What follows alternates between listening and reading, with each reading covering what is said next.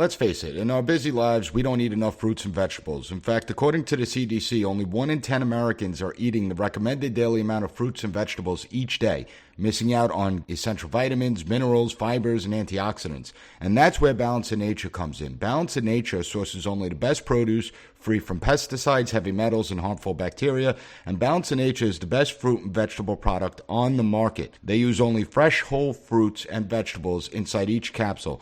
They don't use any GMOs, fillers, binding agents, or preservatives of any kind.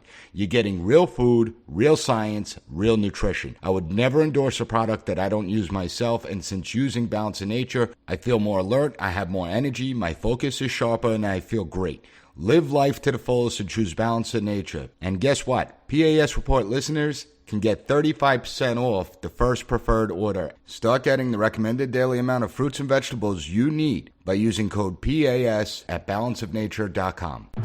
Welcome to the P.A.S. Report Weekly Roundup Podcast.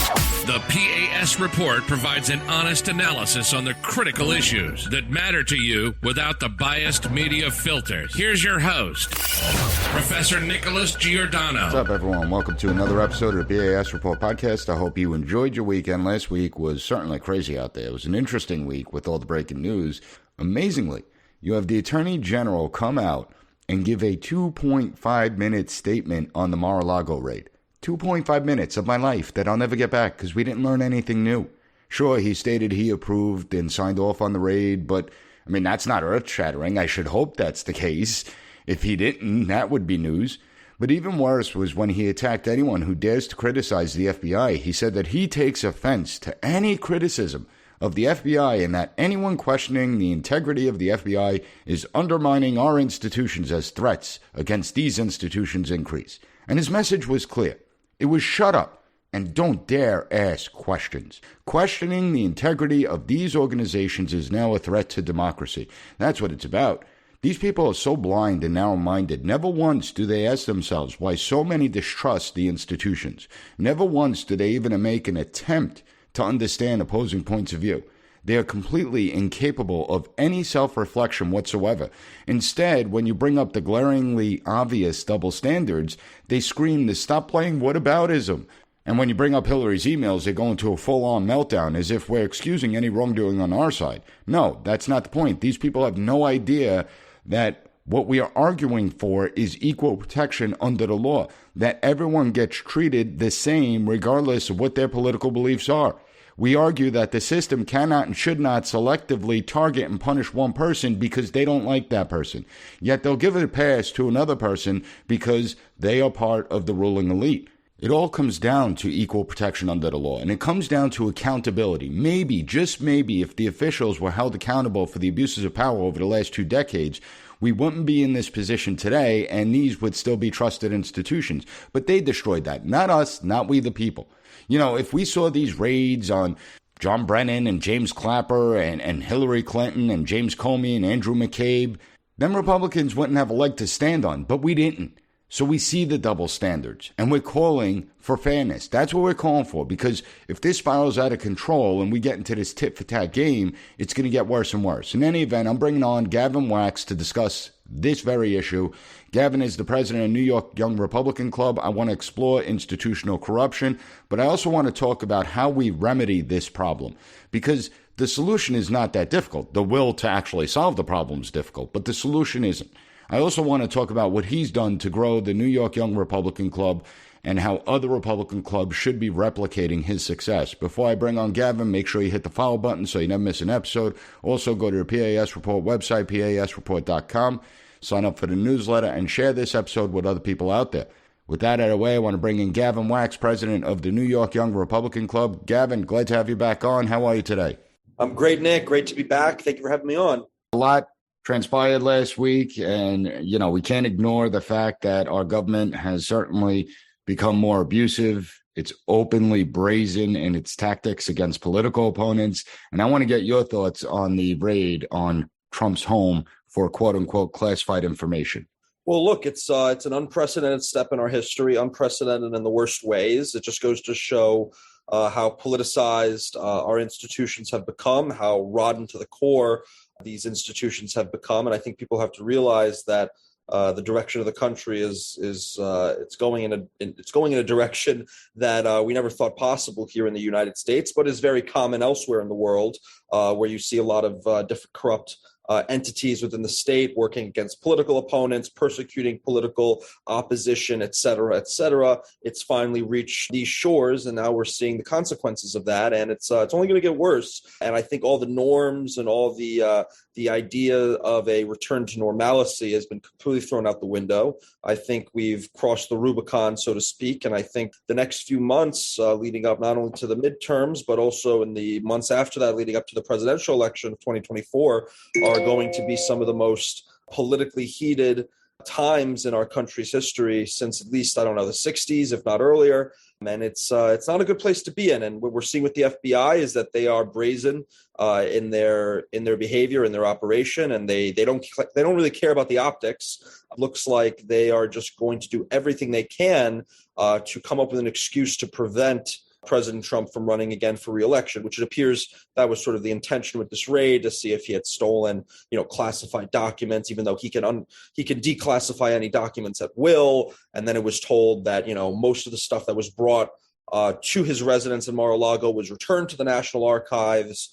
And the stuff that remained was really not any sensitive information. I think we're talking about dinner napkins and dinner menus and, personal letters, mementos. But, I hate to beat the drum of hypocrisy because everything is just some degree of hypocrisy now in our system. But it is worth noting that, Obama brought, I think, 30,000 documents with him after he left the White House. And of course, nothing happened to him. And none of those documents have been preserved or sent to the National Archives or digitized or anything like that. And then, of course, worth mentioning Hillary Clinton and her email server, where it was documents and correspondence that was in an official capacity that was kept on a private server and then, bleached, acid washed, whatever they described it as. So the hypocrisy is just mounting. I think most people realize it. But I do think the white pill here is that it's positive news for his reelection chances, because I think this is going to help him. I think it's going to help us in the primaries, not in the primaries, in the midterms that are coming up in November. So for as politically as things go, I think it was a stupid move on their part. I think they overplayed their hand. I think it's going to work to our advantage. I would say that they overplayed their hand, but I constantly say they overplay their hand thinking that there's going to be some sort of huge backlash. And a lot of times you don't see the backlash that is warranted at this point. I mean, when we're emulating, it used to be that countries emulated us. We're now emulating things they do in third world countries, which is terrifying if you know how these countries actually operate. But what really gets me is when you have officials like Attorney General Merrick Garland come out, give a 2.5-minute speech saying that nobody's above the law in the United States. How laughable is that? I mean, the whole thing is laughable. I mean, you make a good point that, no one looks to us anymore. I mean, we've for decades, we projected ourselves on the world stage as, the defender of democracy, of all these lofty Enlightenment values of liberty and equality and freedom, yada, yada, yada. But, I think what we forgot is that we had to be vigilant on the home front, that we had to always, keep a watchful eye on our government, our institutions. That's what the founders intended. A republic, if you can keep it. I think we sort of rest on our laurels. And I think there was this civic religion that sort of emerged in the U.S., where people sort of became complacent, where they assumed that we had the perfect system, that nothing can ever happen, and that no bad deed could ever, work its way through the system. But in reality, we're all humans, and humans are prone to sort of, these nefarious and acts and a bit of vileness, especially when you add a power dynamic into the mix. So, humans are humans. That's why we have a system of checks and balances, but the system can be twisted, and it's been twisted for decades by, ideologically driven judges and the legislature and an expansive executive branch. So, I mean, a lot of the protections and the elements of our system that were designed to protect the institutions from turning on the people, turning on the political opposition, have slowly been eroded. And I think there's a huge segment of, the conservative movement that has been very complacent on this front for a while, that they always had respect of the institutions. They always thought the institutions could do no harm. And that's why, we got to this place, because they never kept a watchful eye on, say, the FBI or the DOJ or whatever it may be. And then then you go to other countries, and they may have the same problems, if not worse. But the one thing that they have that we lack is a sort of mentality that says, yes, the government's corrupt and we don't trust them. And yes, what they do is bad. Like they don't have this. They don't have this naive sort of attitude that tells them, oh no, everything is just everything's all fine and dandy in D.C. No, they have an idea that their government is actively corrupt and works against them at every turn. And that's a mentality that developed culturally over there. Maybe in post-Soviet states or Eastern Europe or wherever it is, because of many decades of abuse. Sadly, we're going from an era of maybe naive good feelings towards the government towards a more a sort of a mentality that's that's common in other parts of the world, where we view the government with a lot of disdain and there's a lack of trust. And I think that's a bad thing in the long run, but that's the road we're heading on. Well, I think it's important, and you just brought up something that's a great point. I think it's important that we always keep a skeptical eye on government. I mean, that's what the founding fathers warned us about, is that when people stop paying attention, the government will continue to grow. And as it grows, it continues to abuse power, and those abuses get worse. But it's also, when we look at it, I look at the last 2 decades, because I think that that's where a lot of this started, where we believed that the officials were operating in good intent.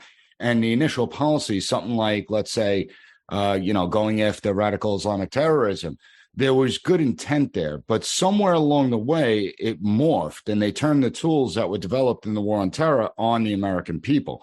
And we're seeing that day in, day out, even down to this raid on former President Trump. Like, people are saying, oh, he took stuff from the White House, classified information from the White House, as if like the president of the United States is sitting there packing boxes himself. It's the GSA that packs up boxes and documents and sends them down. And in almost every administration, if you look, there's going to be documents that get sent that maybe shouldn't have been sent. By all accounts, he was cooperating. Now, I think that there's something else going on. Obviously, there's a lot of references that they're doing this to try and dig up dirt for January 6th and connect President Trump that way to disqualify him to run in 2024. The timeline's interesting. Here we are in August. They do this raid. I suspect that either in late September or early October, the January 6th commission is going to issue its report. Do you think that the Democrats will be so brazen as to attempt to indict the former president either right before the midterms, maybe that's the October surprise, or shortly after the midterms, trying to wreck a Republican primary and everything like that? I think they're 100% that brazen. I think they are scared. I think they're flailing. I think they're desperate. You could see it in Merrick Garland's face. You could see it in Ray's face. You could see it in a lot of the talking heads coming out of the White House. They are terrified of Trump running again, not only because they think he can win, but he's going to go in there. And I think at this point, I think he's going to take the gloves off and realize that there needs to be some serious accountability, and we need to go to war, because I think he played too nice in his first term. So I think they're going to try. I think they're certainly going to try. Whether or not they'll succeed in being able to indict him or whatever it is a different story. But, that thing that could drag on for a while. I don't necessarily think it's going to hurt him in the end. The only thing that can hurt him is if they can convict him. But like you said, I don't know what they can convict him on. The boxes that were taken down, like you said, were packed by the GSA, mostly innocuous stuff. He can declassify things at any moment. He was working with them. I mean, I heard he even put a lock on where these boxes were kept, and then they went there and they cut the lock off. So the whole thing is just very bizarre. He was cooperating with them completely, and then they decided to go full Gestapo. And they're acting like a Praetorian Guard. They're not acting like a federal law enforcement agency, investigating murders and investigating, mafia activity or anything like that. They're acting like a Praetorian Guard. They're acting like this armed wing of the DNC that's trying to enforce their political will through the guise of law enforcement. And it's an absolute shame, and it's frankly it's a horrible day in our nation's history that we've reached this point. But I think he's a fighter. I think he's going to fight back. He's shown himself to fight back. But I do agree with you on the timing. I think the timing is really going to come down to an October surprise. I think it's probably the most likely, or right after the midterms. But I think if it's after the midterms, it's probably going to be closer to the heat up of the presidential election, whether in the midst of the primaries or, even closer to November itself. I mean, the problem is they're going to indict. They're going to want to indict and give a long enough time for the proceedings to play out for a conviction, because if he's convicted on this, I forget the name of the statute, but it's this minor statute about, taking classified documents. If he's convicted on that, he's prohibited from running for office again. So the timing has to both make sense from a media perspective, like an October surprise, but it also has to make sense from a judicial and legal perspective if they can actually convict him. Well, and that's why I think it goes beyond just the documents, because I know what section you're talking about. I think it's like 2704 or something. Yeah. But the reality is that doesn't apply to a president, number one. And the Constitution is clear. The only thing that would prevent Trump from being able to run and hold the presidency again is if he was impeached and removed from office. They tried that twice. It didn't work. Or there's a statute within the 14th Amendment that states that if you engage in any type of seditious activity or insurrection, that's why they've labeled January 6th an insurrection, then you're forbidden from holding office again, too. So I think that's why they're going to tie it and try and link it to January 6th. Now, you brought up before with the Republicans the idea of the lack of oversight, that they trusted the institution so much, allowing this problem to metastasize until it turned on them. Now, when it comes to oversight, we've seen Republicans, they can hold hearings, but what do they need to do to actually prevent this from ever happening again? I mean, hearings are all fine and dandy, and we need to expose everyone that's involved, but endless hearings don't solve the problem. Agreed. I mean, those hearings they do in session are just fundraising clips. They go there, they pound their chest. That's a great point. And they act like they're doing something and nothing ever gets done. I think Trey Gowdy was the master of that, at the Benghazi hearings. Nothing ever gets done. So it's like we need more than just hearings. We need more than just YouTube clips. We need actual action. And I'm proposing radical steps. I think we should fully dismantle the FBI. I think some of these institutions can't be saved. They can't be saved from just structural reforms or restaffing. You need to completely wipe the slate clean, and you could maybe rebuild new institutions, or you could just leave it as a dismantled former institution. I mean, we existed 132 years without an FBI. I don't think it's going to necessarily be a massive step to eliminate it and shift duties and responsibilities elsewhere. But I think we need some radical steps, not just for the reform aspect of it, but also just to send a message to other branches of the deep state and this massive federal bureaucracy. But we need to go to war. We need to weaponize the institutions that we do keep in place that are under our control when we take back power in 2024. We need to weaponize them, and we actually need to start holding people accountable. I think, Trump and the GOP were too nice, because there was plenty of things to go after Hillary Clinton for. There was plenty of things to go after the Obama administration for. I mean, they had a litany of different, corruption scandals and other things that were very borderline unethical and could have been investigated and found to be of a criminal nature. But we never went after them beyond the hearings. So I think, could you imagine if Trump sent 36 FBI agents to raid Hillary Clinton's Chappaqua home? I think at this point, forget optics. I think they should do it.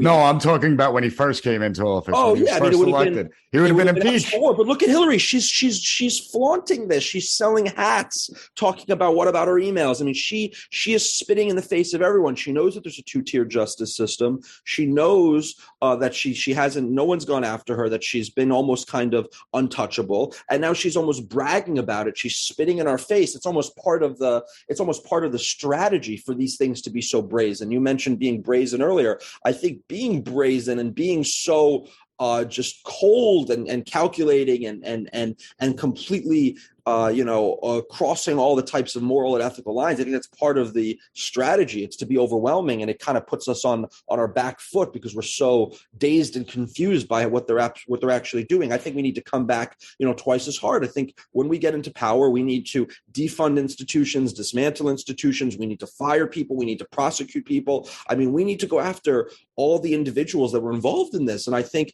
nothing's really going to happen until you start to see senior government officials, senior bureaucrats who are going to jail. I mean, you look at people like Lois Lerner, you look at people like Ray, you look at people like Klein and all these other FBI, lawyers, DOJ officials who have been completely crossing all the lines in terms of their behavior and how they operate and crossing into criminal conduct, and they've never suffered the consequence. I think that guy Klein, he had his law license suspended for a year, and that was it. So it's like, I just want to refresh the audience's memory. He was the one that actually altered evidence, changed an email to make it look as if Carter Page was working with the Russians, and then presented this evidence to a court of law, the FISA court. And any one of us, if we ever did that, or our lawyers ever did that, they'd be in jail and they'd be disbarred forever. He got his law license back. He lost his law license for a year, but that's just one example. I mean, it's almost overwhelming to think about how many other examples that have either been made public or the ones that we don't know about. But you have all these different actors in the deep state, in the federal government, in these different departments, agencies, bureaus, whatever you have, who have been acting in a similar manner, and they do it because they know that there is no repercussion for their actions, because they know that the Republicans are weak, they know that the Republicans don't have the fight in them, and that they know that the Republicans are too worried about maintaining the illusion that all things are normal, maintaining the illusion that we still have sort of these degrees of decorum, and that we have this, we have these unspoken rules, and that you don't cross certain lines. All that's been thrown out the door. The left and the Democrats are weaponizing the government against conservatives. You see it with the IRS, with the hiring of 80,000+ IRS agents. I mean, they are going to war against their political opponents, high and low. It doesn't mean if you're the president of the United States or you're just a lowly guy, who's posting on Twitter. They're coming after you. And until we start to really understand the gravity of that situation, we're never going to be able to effectively fight back. So my proposal is, give them their same medicine right back at them. They want to weaponize institutions against us. Okay, well, the second the shoe is on the other foot and we're in power, weaponize it against them and bring the full blunt force of the law down against them. Throw the book at them and show them that, if you're going to actually engage in all of these types of political tactics and all this type of criminal activity, you will be held responsible. And I think it'll be good for the country because it'll show that there's no longer a two-tier justice system. And it'll also set a good precedent that if you are going to use the system against your political enemies, then don't be shocked when it happens against you, because really that's what's going to keep things in balance. It's the fear of it being of the retribution, but they don't fear the retribution. You mentioned it earlier. You keep thinking, something's going to give. There's going to be this mass, kind of turning where people start to, there's a mass change of course and people get sick of how things are going. Well, they're not scared of that right now, but we need to make them scared of it.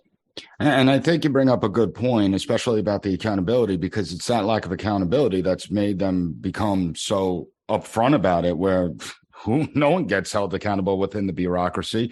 It's this revolving cesspool that just continues. Now, I do take a little bit of an issue when you say weaponize institutions.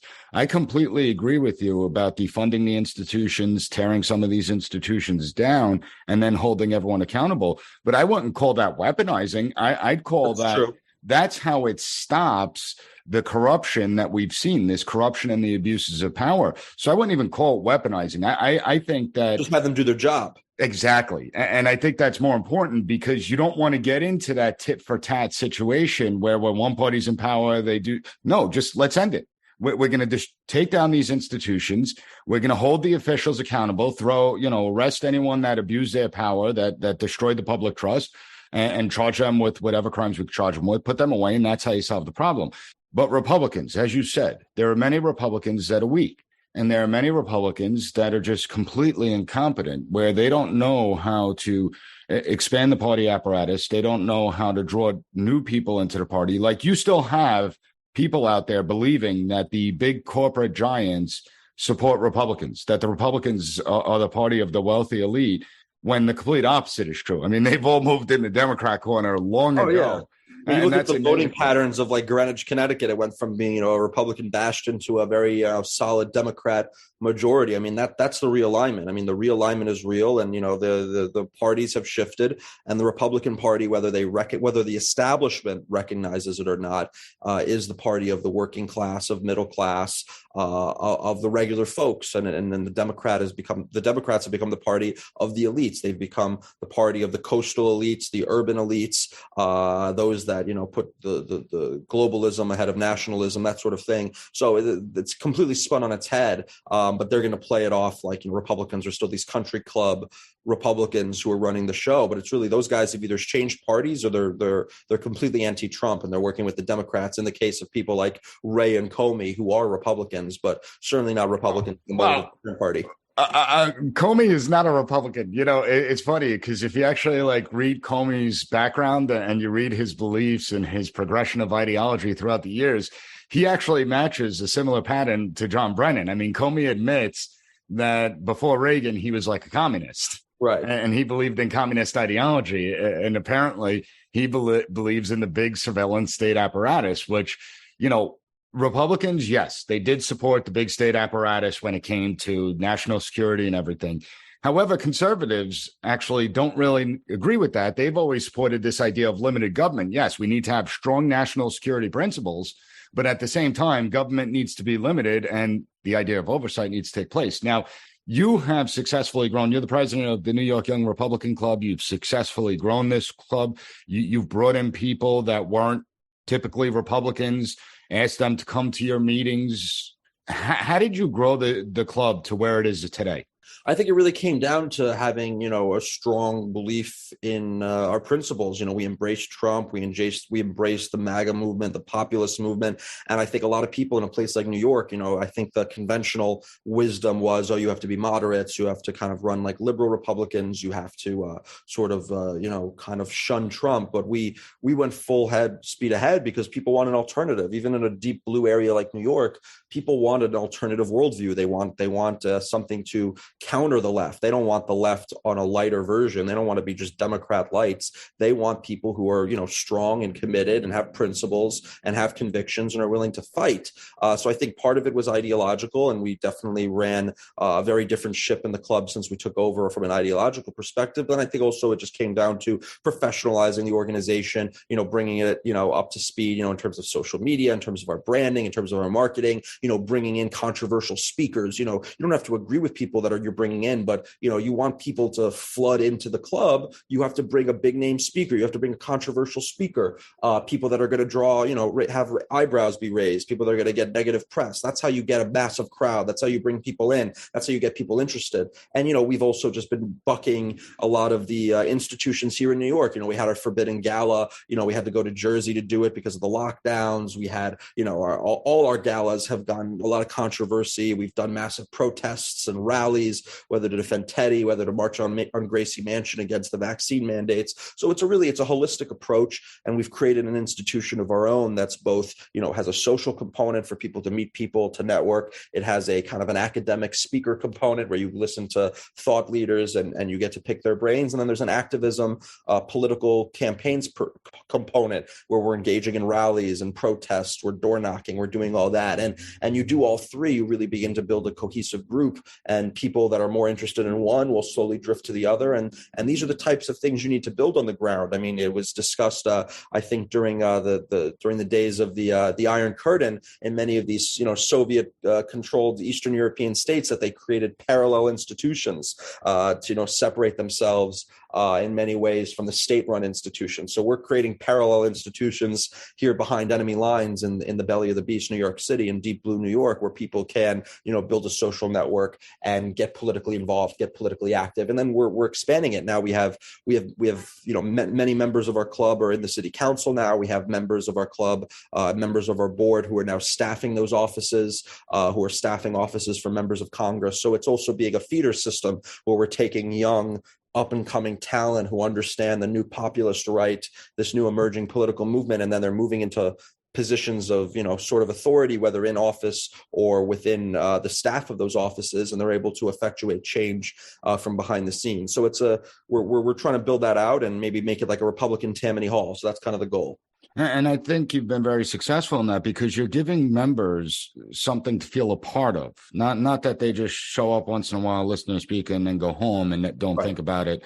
You're giving them something to be a part of. Unfortunately, there's too many Republican clubs out there, and I see it time and time again, and it drives me nuts, where you'll have whoever the party boss is in whatever local community, they'll be the ones to hold the meeting, they'll be the ones to speak, And then that will be that. Meeting's over, everyone goes home, and you get like 5 people at those meetings. Nobody shows up because nobody wants to hear the same person speak every night. At what point are you going to try and outsource this model? Get other Republican clubs to say, hey, open your eyes. I mean, there are some that do it. Obviously, Vicky Palladino and the Whitestone Republican Club. You have the Queens Village Republican Club. There are some Republican clubs that do it, but many of them don't. They still work on like the old model. When do you think they're going to open their eyes to try and expand and bring new voters into the fold?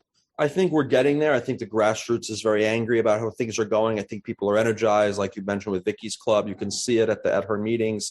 I think people are getting sick of the party establishment. You make a good point. A lot of these clubs in the past were basically just, extensions of the party machine, and they were basically just there to, kind of keep things moving, kind of just check a few boxes, but not really rock the boat. We're expanding our territory. We're trying to do more events in the outer boroughs, even in the suburbs, and we've been doing events even in Jersey, but I think the model is easily exportable. I think you don't have to be in New York to do this. I mean, we work with a lot of other groups across the country, other Republican groups, other young Republican groups, and they ask us for advice, and we tell them, we say it's a simple formula, but and you're going to catch flack for it. We've caught a lot of flack for it. I mean, we've earned the the hatred and the animosity of a lot of the political establishment because we're creating an effective bulwark against them as a counterbalance against them, that we take away some of their power and influence, because if you grow these clubs to what you described as something more than just the occasional speaker event, you grow it to something that exists in between events, where people have a loyalty to it, where people are working with it, and it can be effectively weaponized, our favorite word,